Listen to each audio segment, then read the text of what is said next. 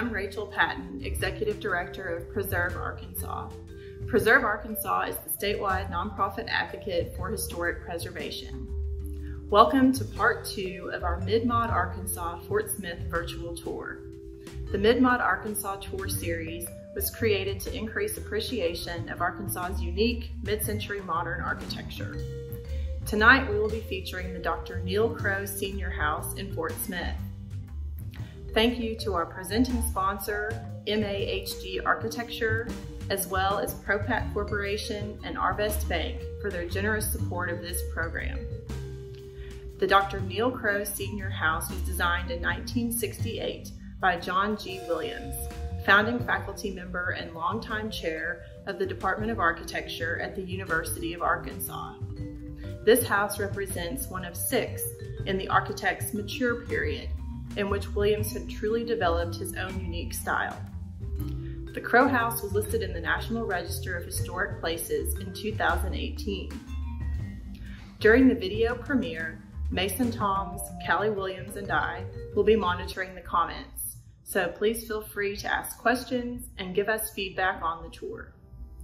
To learn more about Preserve Arkansas, please visit our website at preservearkansas.org and follow us on Facebook, Instagram, and Twitter.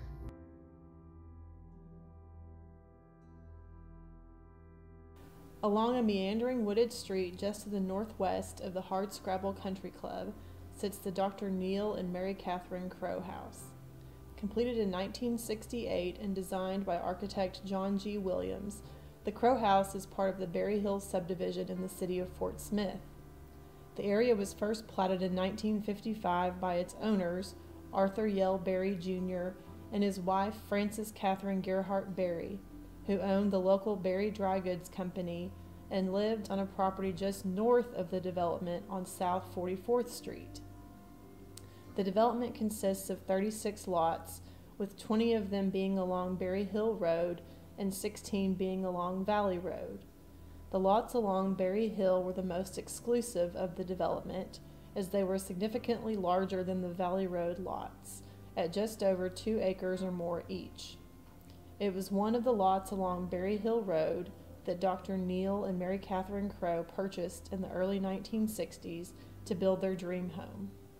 Dr. Neil Edward Crow Sr. was born on July 12, 1926, in Belton, Texas, to Floyd C. Crow and Mary V. Martin. Crow's father was a chiropractor from Valley Springs, Arkansas, and his mother was a homemaker, originally from Lufkin, Texas. Crow began college at Texas Christian University in Fort Worth, Texas, as part of the Navy V-12 college training program. As with Crow, the most significant branch of the program was medical. This branch trained many notable physicians around the state who were able to join the professional field far sooner due to the program. After completing his initial studies at TCU, Crow transferred to the University of Texas at Austin, where he majored in chemistry, was a member of Alpha Epsilon Delta Fraternity, the honorary pre-medical fraternity, and participated in intramural sports. Crow was also involved in NROTC and was a member of the 4th Company, 1st Platoon. He ultimately graduated with a bachelor's degree from UT Austin, completing his undergraduate studies in only 3 years. To complete his medical training with the Navy V-12 program, Crow attended the University of Arkansas Medical School in Little Rock. It was during his time studying at UAMS that Crow met and married Mary Catherine Claxton. Mary Catherine Claxton was born in Little Rock on November 5, 1927, to parents Lee and Catherine Claxton. After graduating from Little Rock Central High School in 1945, she initially attended college at Texas State College for Women in Denton, Texas, now Texas Women's University. However, after her first year, she transferred to the University of Arkansas. After college, she returned to Little Rock, where she met Neil Crow. After graduating from medical school, Neil and Mary moved to Hope, Arkansas, where his parents had moved while he was in college. The couple was married there on September 11, 1948. After only a year in Hope, the couple returned to Little Rock, where Neil completed a residency in radiology at UAMS. After serving active duty stints in the Air Force in San Francisco, California, and San Antonio, Texas, Crow moved to Fort Smith in 1959 and opened a small private practice there. A few years later, the Crows purchased Lot 19 of the Berry Hill addition to the city of Fort Smith from David M. DeWitt and his wife, who had originally purchased the property from the Berries. When the Crows looked to build their new home at 19 Berry Hill Road, they hired architect John G. Williams to complete the task. John Gilbert Williams was born on April 30th, 1915, in Van Buren, Arkansas. He was the son of Charles B. Williams and Vera J. Wallace. John G. Williams graduated from Van Buren High School in 1934. He initially attended college at Arkansas Polytechnic College, now Arkansas Tech University in Russellville, where he studied engineering. But one of his professors noticed his skill at drawing and visualizing and suggested that architecture might be a better field for him to pursue. In 1936, he transferred to Oklahoma Agricultural and Mechanical College, now Oklahoma State University, to study architecture. During his time at Oklahoma A&M College, Williams decided to reject the Beaux-Arts mode of design, which was so prevalent at the time, in favor of the new forms that were emerging in architecture. As Williams said, quote, "I was looking through the January 1938 issue of Architectural Forum, and the magazine fell open to William Hedrick's photograph of Fallingwater by Frank Lloyd Wright. I was deeply moved. I studied the photographs and the drawings for hours, and I found nothing in the design of Fallingwater that was remotely similar to what I had been learning in the design studio. There were no Greek or Roman classical orders, no Romanesque or Gothic arches, no Renaissance or Revival styles, and no eclectic forms, and yet to me it was the most beautiful building I had ever seen. This was very troubling to me, but finally I realized that I must turn away from the historical forms and procedures that I had learned and search for a new direction in design. My interest, attitude, and approach to architecture were immediately and permanently changed. This change was profound." This revelation led Williams to search out architectural forms that responded to the specific site conditions and materials, local building tradition, as well as the individual needs of the building's occupants. In short, Williams began to follow the ideals of Wright's organic architecture. Around the same time as his architectural epiphany, while he was a second-year student, Williams decided that architectural education was the direction he wanted his career path to take. However, his search for what he called authenticity in architecture, aka organic architecture, set the foundation for how he thought the subject of architecture should be taught. Williams graduated 2 years later, in 1940, with a bachelor's degree in architecture and soon secured his first teaching position. His first opportunity to teach came when a drawing and mathematics instructor position opened up at Arkansas Polytechnic College in Russellville. During Williams's brief 2-year stint there, he met and married Olga Faye Millard, who was a native of the Russellville area. In 1942, the couple moved to Stillwater, Oklahoma, where Williams took a part-time teaching position at his alma mater, Oklahoma A&M College. Williams supplemented his income while he was there by working part-time in the office of his former professor and local architect, A. Richard Williams, who was also teaching at the university. 4 years later, Williams was offered an instructor position at the University of Arkansas in the College of Engineering. He taught 4 courses: engineering drawing, descriptive geometry, architectural design, and elements of architecture. The latter 2 were the only architecture classes offered at the university at the time. However, in 1947, that all changed due to the most unlikely of circumstances. George Stalker, the dean of the College of Engineering at the time, asked Williams to prepare a hypothetical curriculum for a 4-year architectural engineering degree program for the department.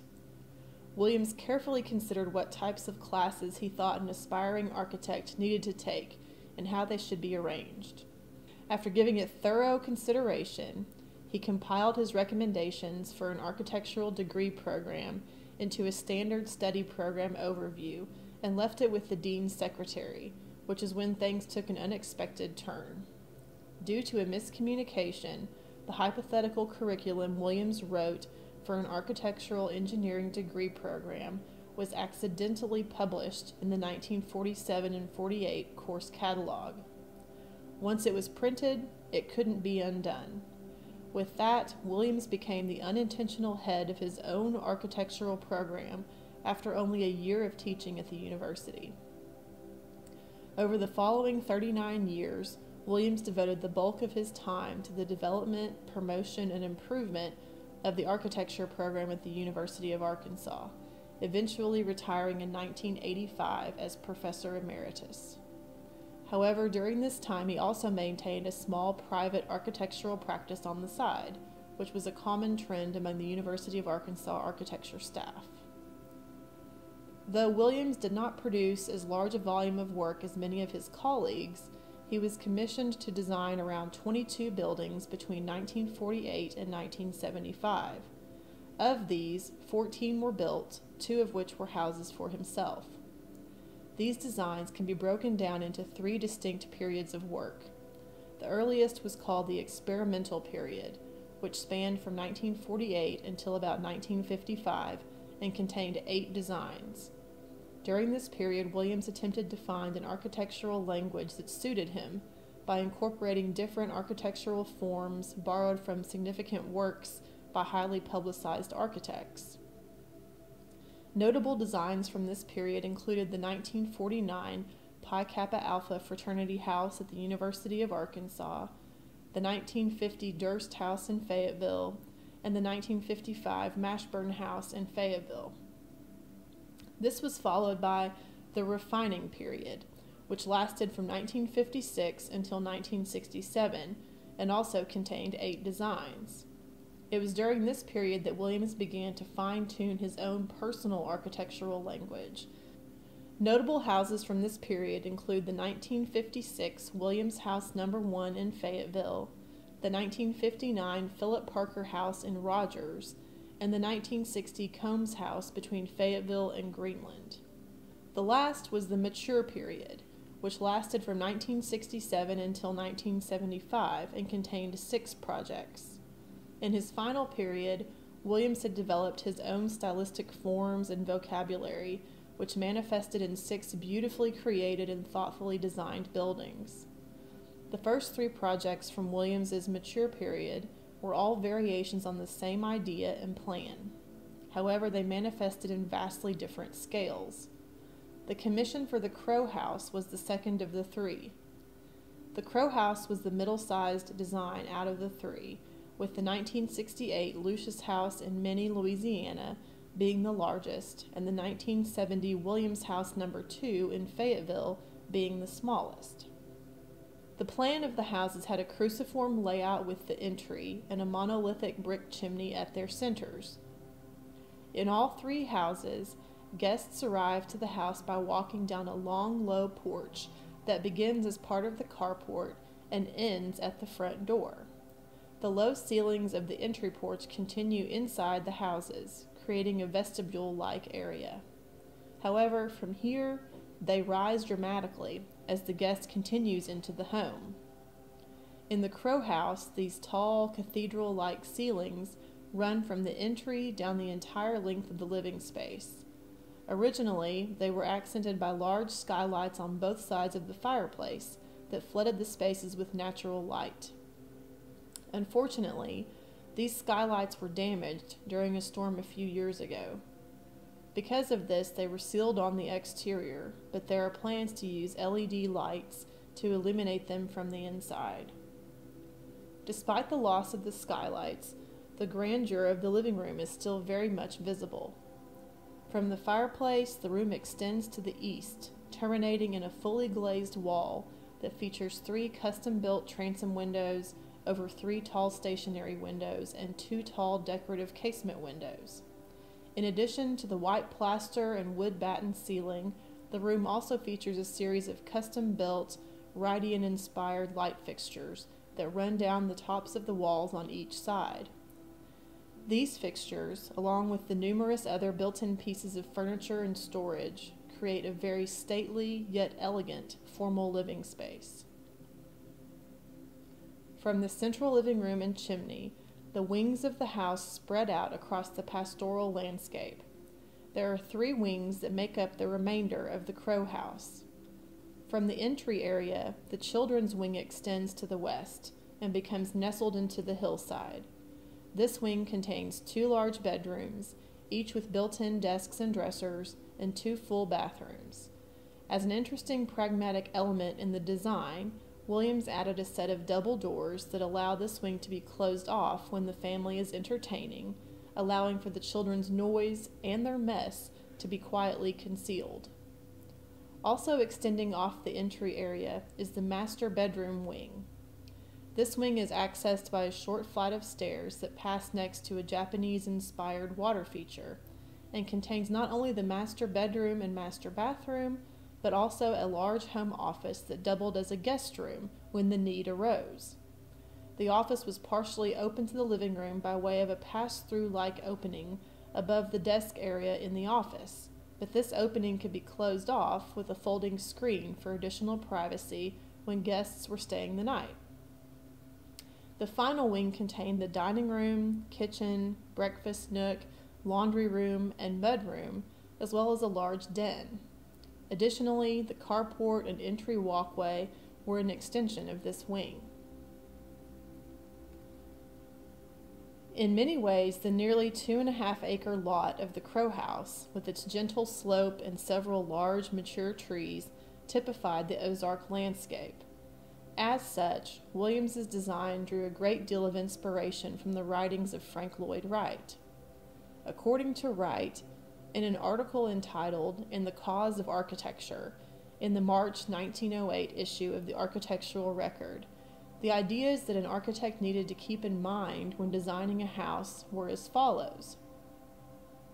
Quote, 3.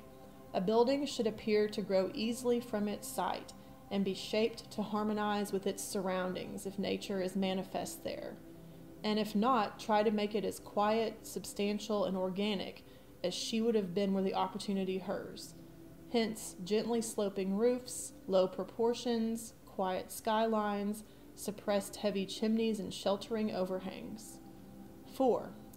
Colors require the same conventionalizing process to make them fit to live with that natural forms do. So go to the woods and fields for color schemes. 5. Bring out the nature of the materials. Let their nature intimately into your scheme. No treatment can be really a matter of fine art when these natural characteristics are, or their nature is, outraged or neglected.